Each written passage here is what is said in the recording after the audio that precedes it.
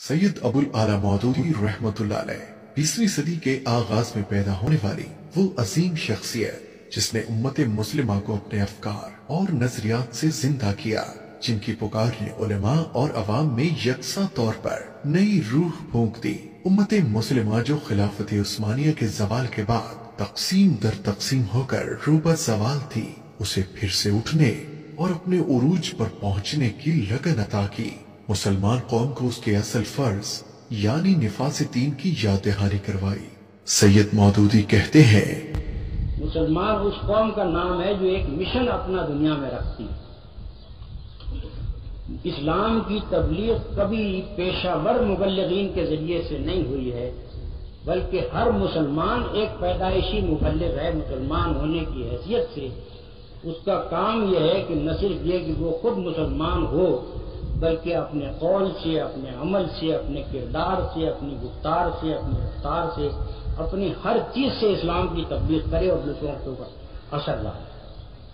कि मुसलमानों की नजात अगर है तो वो इसमें है कि वो फिर एक मुबल्लिग कौम की हैसियत अख्तियार करें, महज मुस्लिम कौम की हैसियत से न करें। सैयद मौदूदी ने मुसलमानों को यूरोपी तहजीब से मुतासिर होने की बजाय दीन इस्लाम पर फख्र करना सिखाया और पूरी कुव्वत से मगरबी तहजीब की खराबियों को जदीद तालीम याफ्ता जहन के सामने वाजे करके इस्लामी तहजीब की बरतरी को साबित किया।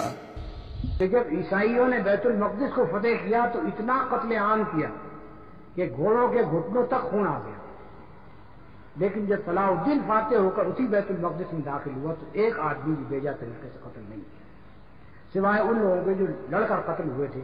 बाकी आम आबादी के कत्ले आम का कोई तस्वुर ही वहां नहीं पाया जाता था। इसको खुद ईसाई मुर्रखीन तस्लीम करते हैं और फिर सलाहुद्दीन की बरतरी को मानते हैं। सवाल यह है कि सलाहुद्दीन में ये बरतरी कहाँ से आई? मोहम्मद रसूलुल्लाह सल्लल्लाहु अलैहि वसल्लम की हिदायत न थी तो और कौन सी चीज थी जो उनको इस रास्ते पे ले जाए? स्पेन पर मुसलमानों ने भी हुकूमत की थी, 800 वर्ष तक हुकूमत की, कभी कोई कत्ले आम नहीं किया। लेकिन जब ईसाई स्पेन में दाखिल हुए तो मुसलमानों का कत्ले आम भी किया और वे डरे उनको मुल्क से तकरीबन 30 लाख आदमियों को मुल्क से निकाल।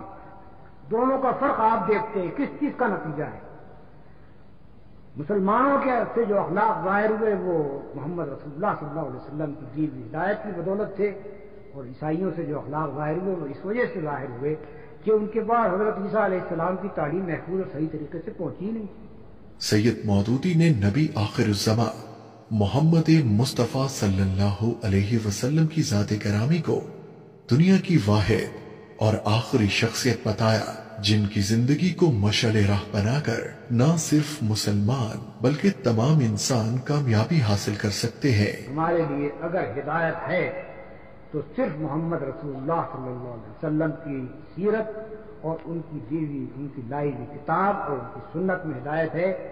बाकी न दुनिया में कोई कदीम शख्सियत ऐसी है, न इस जमाने की शख्सियत ऐसी है, न पिछली सदी की ऐसी है, न इस सदी की ऐसी है जिसके पीछे हम चले और जिसकी दी हुई रहनुमाई को हम कबूल करें और जिसकी किताब को हम लिए फिरे कि ये हमारे लिए हिदायत है। सैयद मौदूदी रहमतुल्लाह अलैह ने दीन इस्लाम का गहरा मुताला किया, फिर बाकायदा मुनज़्ज़म अंदाज से दावत दीन के काम का आगाज किया।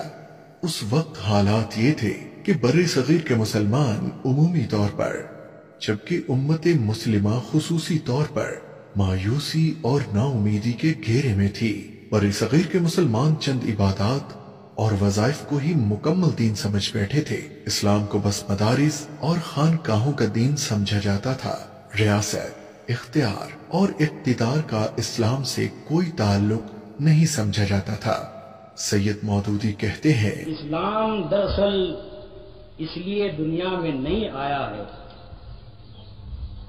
कि हुकूमत कुफ्र की हो और मुसलमान उसके अंदर कुफ्र के मातहत जिम्मी बनकर रहे। इस्लाम इसलिए आया है कि हुकूमत इस्लाम की हो और गैर मुस्लिम उसके अंदर जिम्मी बनकर रहे।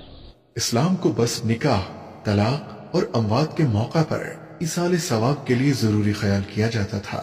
एक तरफ खानकाहों में नजर, न्याज और वज़ाइफ के जरिए सुकून तकसीम होता था, दूसरी तरफ मदारिस में इल्म दीन सिखाया तो जरूर जाता था, लेकिन वो दीन के अमली इतलाक से बिल्कुल नाबल्द थे। बदकिस्मत हैं वो लोग کہ جو مسلمانوں کے گھروں میں پیدا ہوئے، جن کے پاس قرآن موجود ہے، جن کے پاس رسول اللہ صلی اللہ علیہ وسلم کی سیرت موجود ہے، اور وہ ہدایت کے لیے ڈھونڈتے پھرتے ہیں دنیا بھر میں دوسرے لوگوں کو جن کے پاس نہ کوئی ہدایت الہی تھی اور نہ کوئی کتابیں نہیں۔ سید مودودی نے اسلام کی اصل غایت کو پوری جرت کے ساتھ بیان کیا اور مسلمانوں کو بتایا کہ اسلام در حقیقت دنیا میں اللہ کا نظام قائم کرنے کے لیے آیا ہے۔ سید مودودی کہتے ہیں، میں اس تقریروں سے نہیں بلکہ اس کا نظام عدل، اس کی پولیس، اس کی فوج، اس کی ایک ایک چیز یہ بتا رہی ہو کہ مسلمان میں اور غیر مسلم میں کیا فرق ہوتا ہے۔ مسلمان حکومت در حقیقت ایک مبلغ حکومت ہوتی ہے، اور مسلمان حکومت کا کام دنیا میں خدا کا کلمہ بیان کرنا۔ سید مودودی نے حکمرانوں کے سامنے اسلامی حکومت کے فرائض کو واضح کیا اور مسلمان حکمرانوں کو ان کی اصل ذمہ داریوں سے آگاہ کیا اور کہا، اسلامی حکومت فقط ملک کا انتظام چلانے کے لیے نہیں ہے، اسلامی حکومت اس لیے ہے کہ وہ اپنے عدل اور انصاف سے، اپنی دیانتداری سے، اپنے نیک طرز عمل سے تمام دنیا کے سامنے اسلام کی صداقت کی تبلیغ کریں۔ میں اس تقریروں سے نہیں بلکہ اس کا نظام عدل، اس کی پولیس، اس کی فوج، اس کی ایک ایک چیز یہ بتا رہی ہو کہ مسلمان میں اور غیر مسلم میں کیا فرق ہوتا ہے۔ مسلمان حکومت در حقیقت ایک مبلغ حکومت ہوتی ہے، اور مسلمان حکومت کا کام دنیا میں خدا کا کلمہ بیان کرنا۔ سید ابو الاعلی مودودی رحمت اللہ علیہ کی شخصیت ایک نڈر اور باہمت شخصیت تھی جو اپنی منزل اور اپنے مقصد کو پانے کے لیے واضح حکمت عملی رکھتی تھی۔ ان کی تقریروں میں ان کا عزم اور ولولہ صاف دیکھا اور محسوس کیا جا سکتا ہے، جو آج بھی اسلامی تحریک کا کام کرنے والوں کے لیے مشعل راہ ہے۔ جس شخص میں حکمت نہیں ہوتی وہ ایک راہ کو بند پا کر بیٹھ جاتا ہے، اور اس کے ساتھ اگر وہ بے صبر بھی ہو تو پھر یا تو اس رکاوٹ سے اپنا سر پھوڑ لیتا ہے یا روی سے ہی باغ آ جاتا ہے۔ مگر جسے اللہ نے حکمت اور صبر دونوں سے نوازا ہو وہ جوئے روا کی طرح ہوتا ہے، جس کی منزل کوئی چیز بھی کھوٹی نہیں کر سکتی۔ چٹانیں منہ دیکھتی رہ جاتی ہیں اور دریا کسی اور طرف سے اپنی منزل کی طرف۔ قرآن و سنت کی دعوت لے کر دنیا پر چھا جائے۔